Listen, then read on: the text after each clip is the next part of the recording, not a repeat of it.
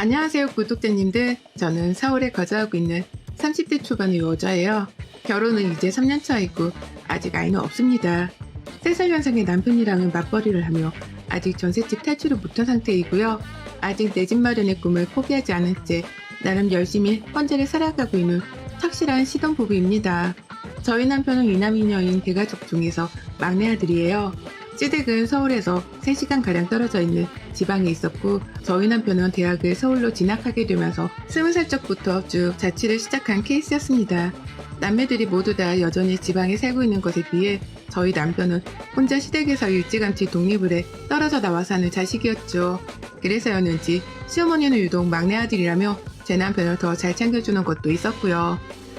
어릴 적부터 일찌감치 손을 벗어나 자란 아들이라는 이유로 더 감싸주고 신경 쓰며 사셨답니다.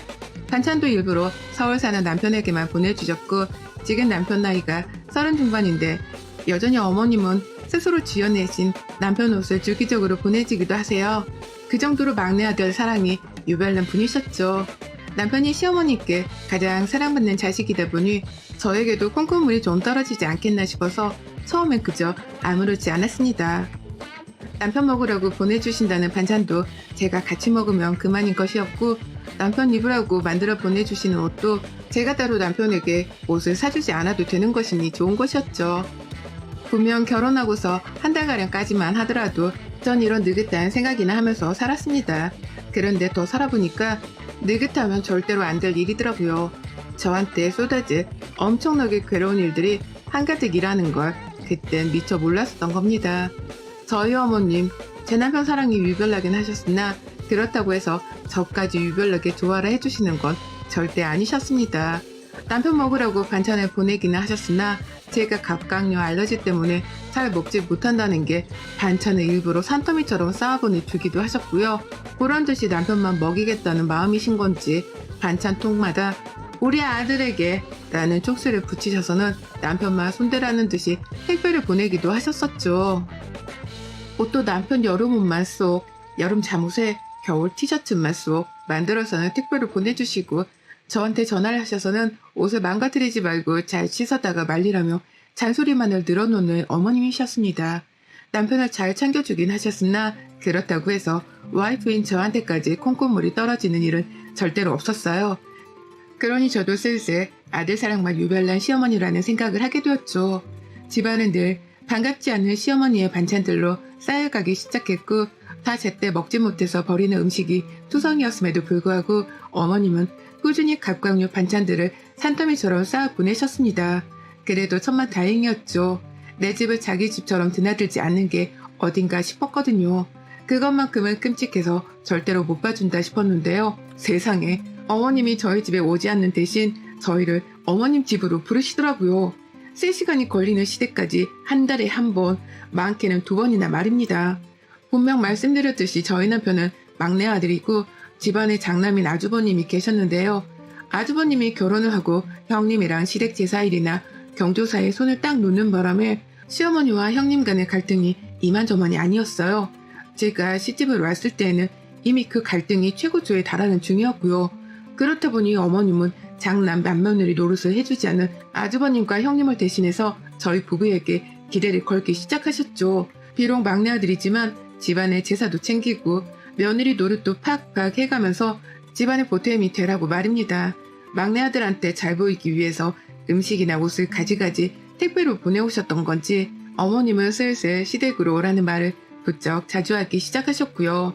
남편은 어떻게 구워 삶으신 건지는 모르겠으나 매번 제사 때가 되면 남편이 먼저 자진해서 시댁을 가자고 저를 일으켜 세웠습니다. 한 달에 한 번씩 저희 부부는 회사에 출근하지 않는 소중한 주말에 시댁을 찾아가야 했고요. 3시간이 걸릴 건 형식적인 거고, 가끔씩 차가 밀려 4시간이 걸릴 때에도 군말하지 않고서 시댁을 찾았어요. 그렇게 가서 저는 시어머니가 제사 음식을 준비하라고 시키는 것들을 말끔히 해치워야 했고요. 제사를 다 지내고 밥 먹는 것까지 시부모님이랑 같이 하고 나서야 서울로 돌아올 수 있었습니다. 왕복 이동시간만 6시간 혹은 7시간이 걸리는 그 일정을 한 달에 꼭 한 번씩은 해야 했어요. 시어머니 생신이거나 시아버지 생신이 있으면 또 축하를 해드려야 한다면서 시어머니가 불러내셨고, 그러면 저희는 저번 주에 제사를 지낸다고 갔던 시댁을 또다시 주말이 되자마자 찾아가야 했답니다.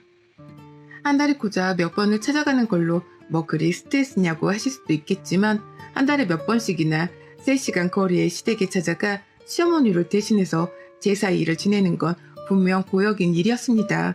내 친정 부모님도 결혼하고 그리 자주 뵙지를 못했는데 제사라는 노동을 하려고 시댁에 한 달마다 찾아가는 건 어처구니가 없는 일이었죠. 남들은 어쩌다 한 번씩 보고 산다고 하는데 저는 잊을만 하면 또다시 한 달이 지나서는 시댁을 가야 할 일이 찾아오니 미쳐버릴 지경이었네요. 그걸 아는지 모르는지 남편은 늘 엄마가 허리가 안 좋으시대. 오늘은 감기에 걸리셨나봐.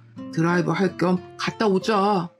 라는 말로 저를 꼬드겼고요. 그렇게 저희 부부는 시어머니의 주도하에 남편의 합세로 시댁을 자꾸만 방문해야 했답니다. 그렇게 시댁에 가고 나면 본격적인 지옥 훈련이 시작되었죠.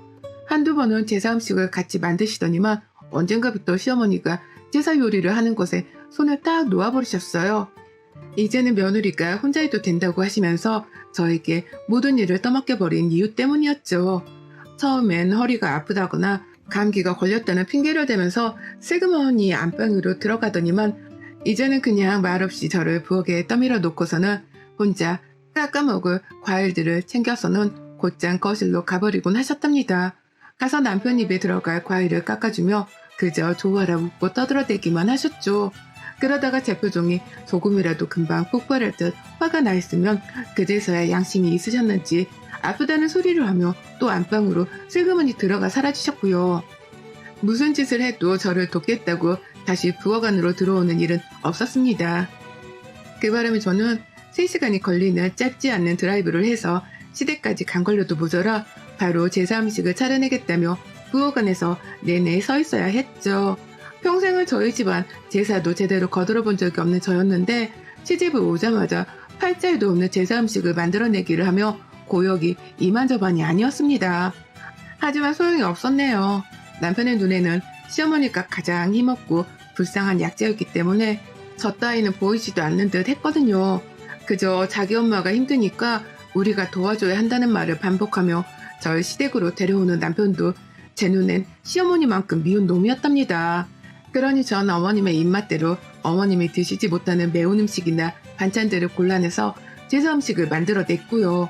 어쩔 땐 어머님이 먹고 싶다는 음식을 만들어 제사 음식에 또 올리는 등 하여간 어머님의 입에서 만들라고 나오는 음식만을 만들어대느라 손이 늘 분주했어요.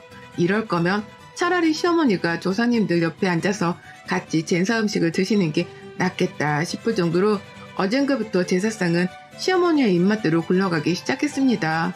참을수록 화가 배로 커지는 심정이었죠.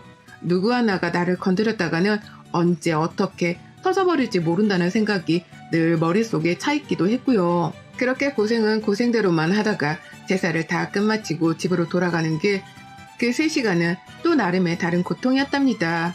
내 일을 도와주려 하지도 않는 남편을 향한 원망, 그리고 시어머니께 또 당하고 돌아가는 길이라는 비참함에 제 스스로가 견딜 수 없었거든요.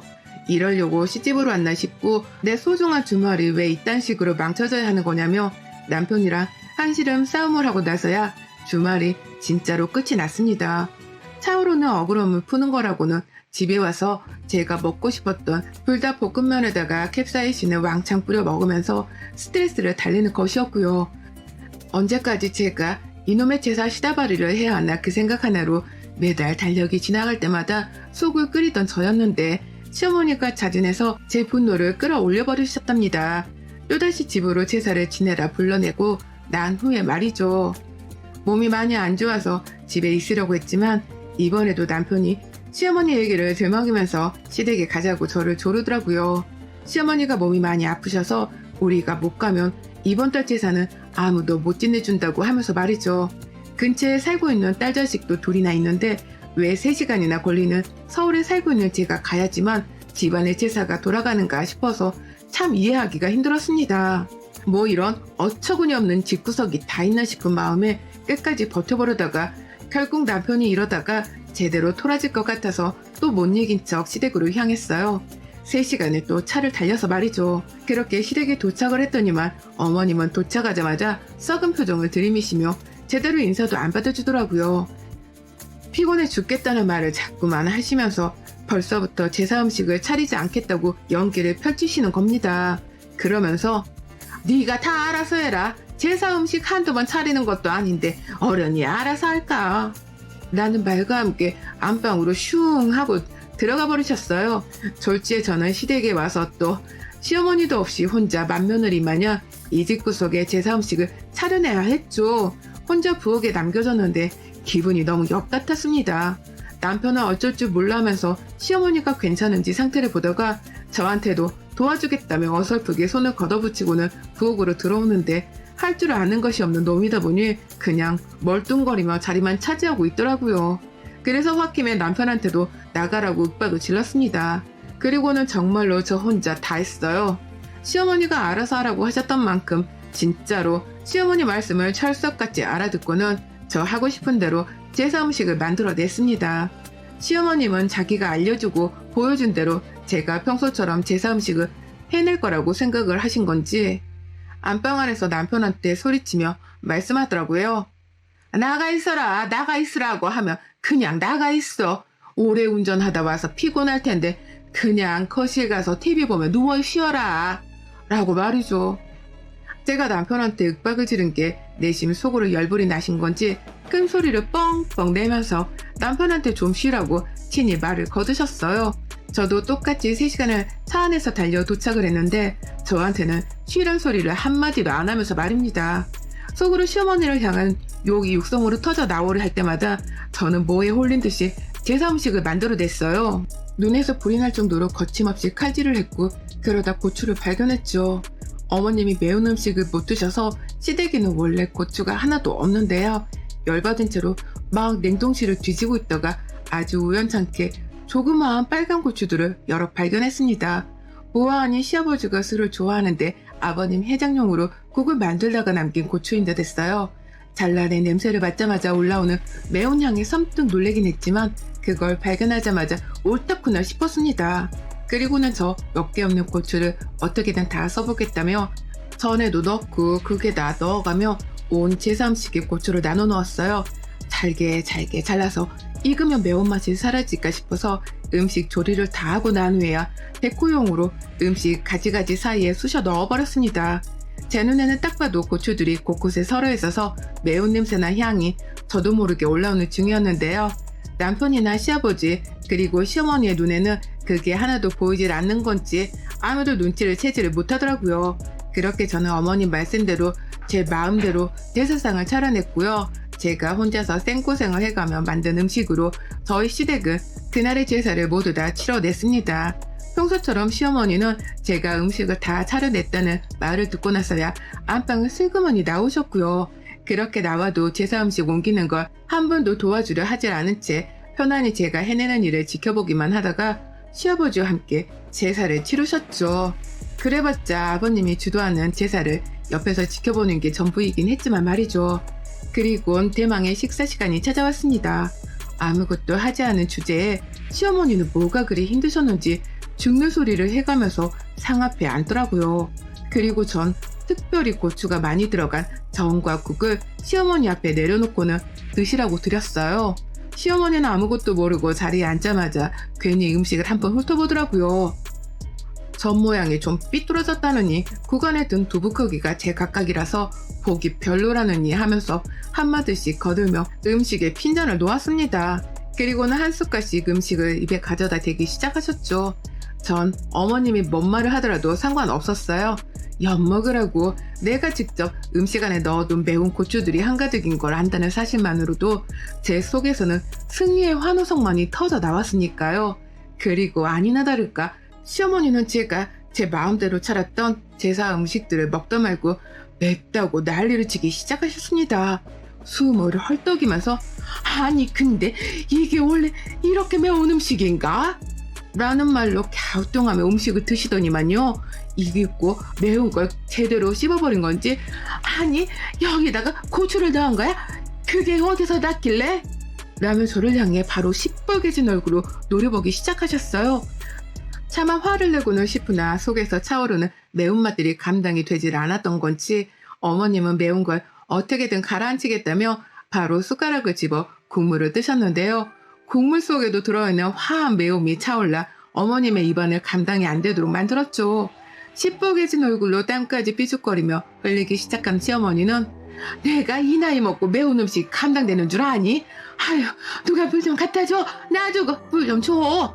라면서 흥분한 채로 소리를 지르기 시작하셨고요. 남편이 허겁지겁 가져다주는 물을 마시면서는 급기야 맵다고 눈물까지 흘리더라고요. 땀은 비 오듯이 쏟아지고 있었고요. 그러다 어머님이 겨우 한마디를 내뱉으셨습니다. 제사상에 누가 고추 올리래? 라고 말이죠.